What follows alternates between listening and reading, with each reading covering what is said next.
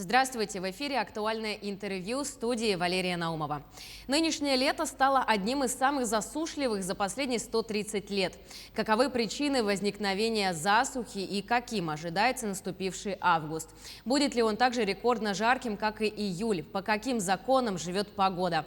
Поговорим с гостьей нашей студии Татьяной Маршалик, начальником Гидрометцентра. Татьяна Владимировна, здравствуйте. Здравствуйте. Расскажите, пожалуйста, для начала, каким для гидрометеорологов запомнился июль? Июль, так же как и июнь, запомнился довольно жарким и с дефицитом осадков. Конечно, если рассматривать июнь, он был гораздо суше. Все-таки в июле мы два раза, жители центральных районов и города Якутска, наблюдали хороший дождь. То есть, вот, например, последние выходные июля, 24 число, 25, с выходом южного циклона на территорию центральных районов, а далее, Тампонского, Аймиконского района, выпали осадки в количестве половины месячной нормы. И поэтому он не совсем был сухой. А вот июнь, он действительно был очень сухой. И если смотреть, например, по центральным районам и городу Якутску, то последний раз такой сухой месяц, именно июнь, наблюдался в конце XIX века, в 1888 году. Тогда в городе Якутске выпало осадков чуть меньше миллиметра. Июнь 2021 года будет занимать второе место по сухости. Выпало чуть меньше 2 миллиметров осадков. Но 2 миллиметра – это совсем мало. Чтобы представить, например, зрителям, это нужно на 1 квадратный метр вылить всего лишь 2 литра воды. Ну и, как понимаем, что это будет совсем сухо. Чем он и запомнился? А еще, конечно, температурными рекордами.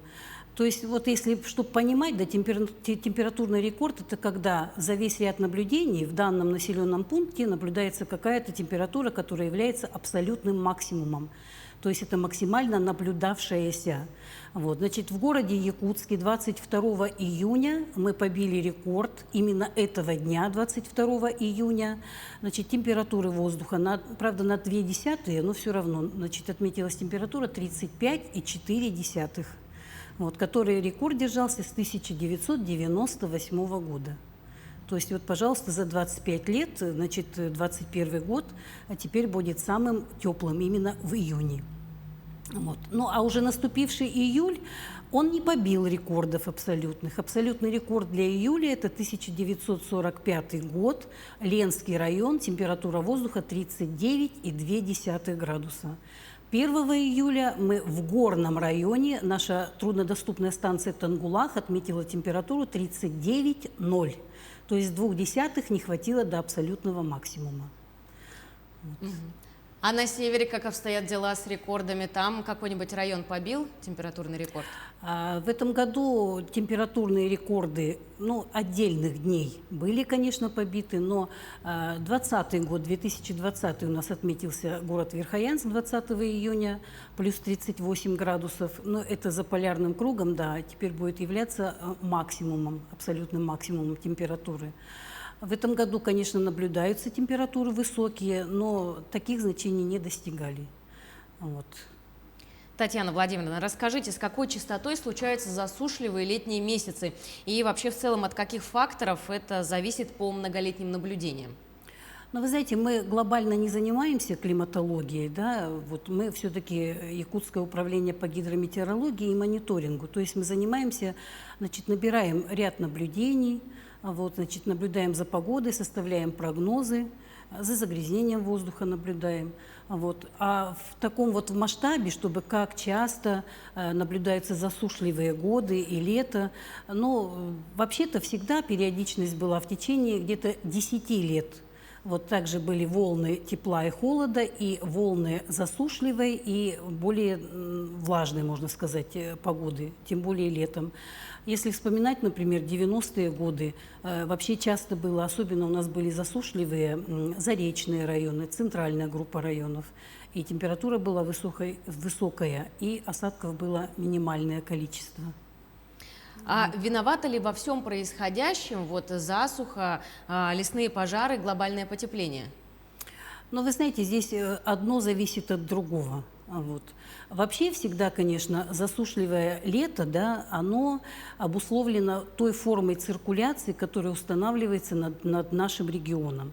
В 2020 году была также центральная форма циркуляции, которая обусловливает, значит, над территорией располагается антициклон. Это довольно-таки такое устойчивое образование, теплое. В прошлом году он больше стационировал над северо-востоком республики, поэтому у нас и пожаров там было больше, и температура была выше, в основном Верхоянский, Тампонский район, но и центральные тоже районы захватывала. В этом году антициклон не этот, ну, его, можно сказать, брат-близнец, он располагается немного западнее.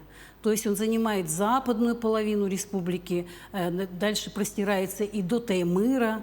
Поэтому вот сейчас, если смотреть конец месяца, да, конец июля посмотреть, то максимум температуры наблюдался в Анабарском районе, как ни странно. Там температура была за 30, когда уже в центральных и на западе республики понизилась температура примерно до 23-28 градусов. А вот 1 градус для глобального потепления – это действительно страшно? 1 градус – это много. То есть это надо понимать, что 1 градус – это не потому, что вот температура на градус ниже. Это же смотрится, есть температура среднемесячная, есть среднегодовая. И если ее смотреть в разрезе, например, там, земного шара или там, северного полушария, южного полушария, это очень много. Средняя температура, отклонение 1 градус – это много.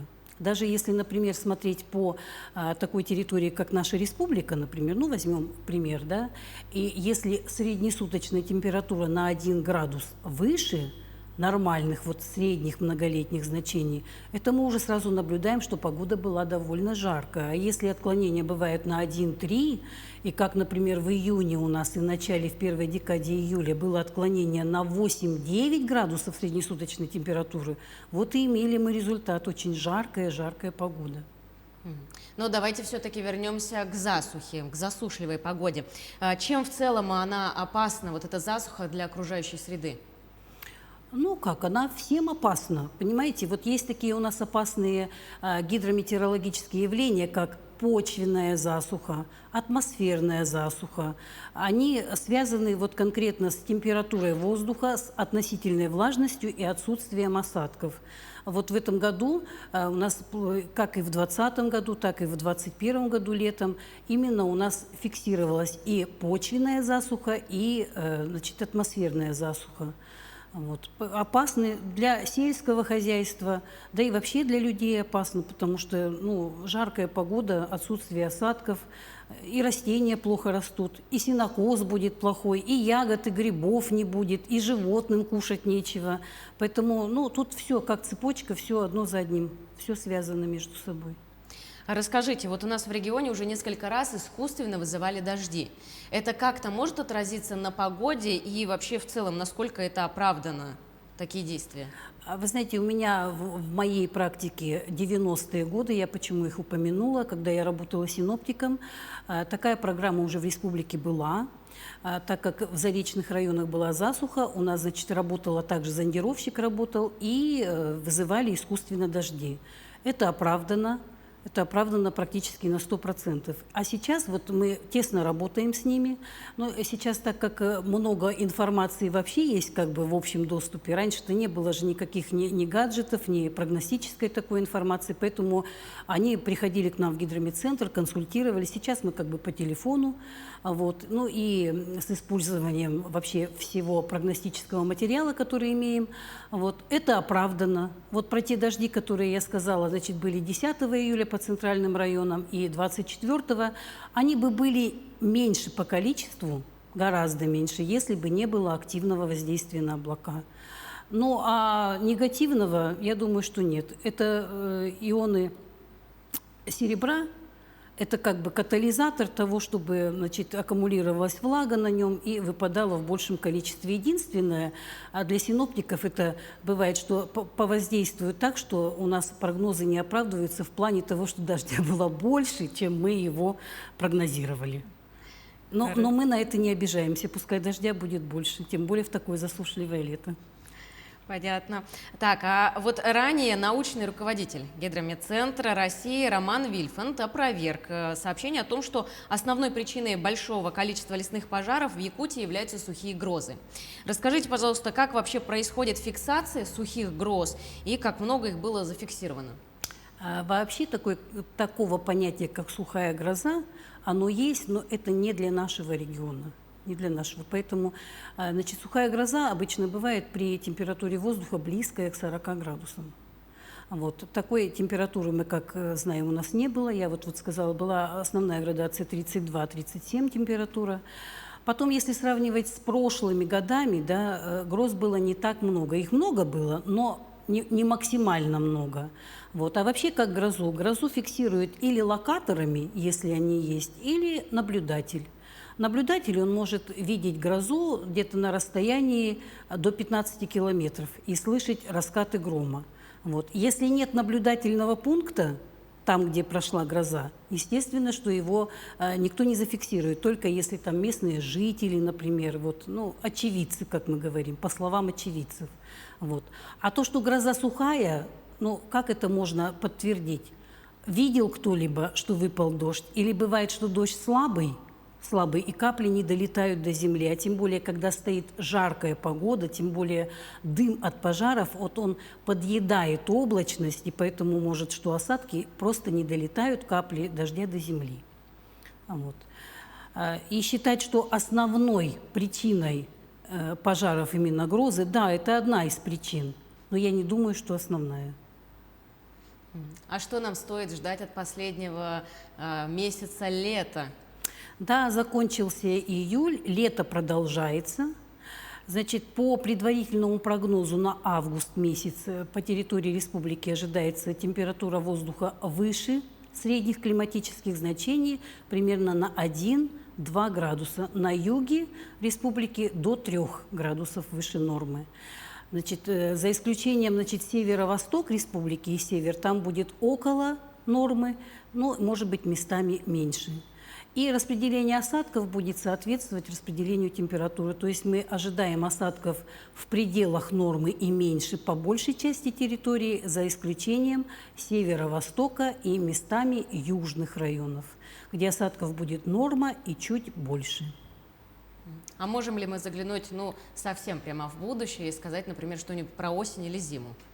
Нет, вы знаете, такие долгосрочные прогнозы мы как бы не составляем, потому что оправданность их совсем небольшая, и никто не возьмется именно прогнозы делать на какой-то сезон или на далекий, чтобы не оказаться, как сказать, в неудобном положении, что обещали одно. Так что мы все-таки в Гидрометцентре делаем прогнозы на 1-3 суток, консультативно на неделю. Ну и вот есть у нас консультативный прогноз месячный, то есть где отношение температуры, ожидаемой температуры и осадков идет в сравнении со средними многолетними значениями.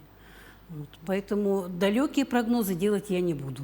Спасибо вам большое, Татьяна Владимировна, благодарю.